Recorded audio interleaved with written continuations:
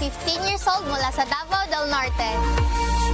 Ang talent ko po is pagsasayaw at pagpa-play ng ukulele. Nakukumpleto ang araw ni Shami ng musika at pagsasayaw pero may hinahanap pa rin si Shami na tingin niya ay pwedeng magkumpleto ng kanyang buhay. Yung totoo ko pong father is hindi ko po nakilala since birth po. Kasi nung nalaman niyang buntis si mama sa akin, iniwan niya po kami. Tapos may time na sinabi niya sa mama ko na ipa-abort ako. Bakit niya kami iniwan? Bakit hindi niya hinarap yung pagiging tatay niya sa akin? Sobrang hirap sa life kapag hindi mo nakilala yung totoo mong father po.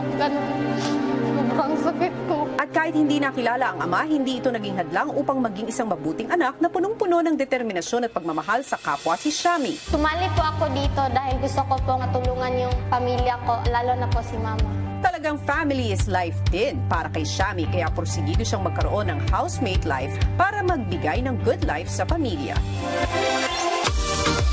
Ako po si Shami, ang Miss Positivity ng Davao del Norte.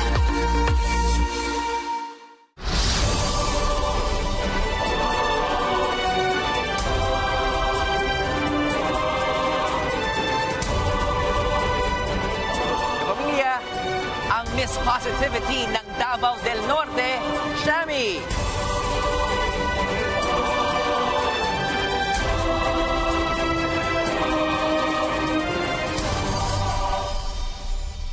Hi, Shami! Welcome sa 100 Islands at syempre kasama rin natin si Mama Lani.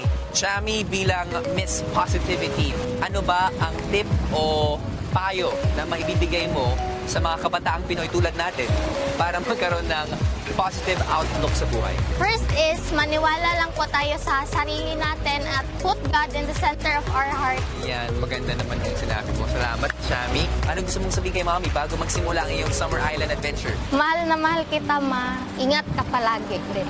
I love it. Sa pagpasok mo, talagang tatagan mo lang yung sarili. Iwala lang sa sarili. Kakayahan. Okay? Stay humble, tsaka be strong. Kaya mo yan. Laban lang. Salamat. Love it. Maraming salamat, Mama Lani. Laban lang, Shami. Ngayon, pumunta ka sa beach waiting area. Okay, maraming salamat, Shami.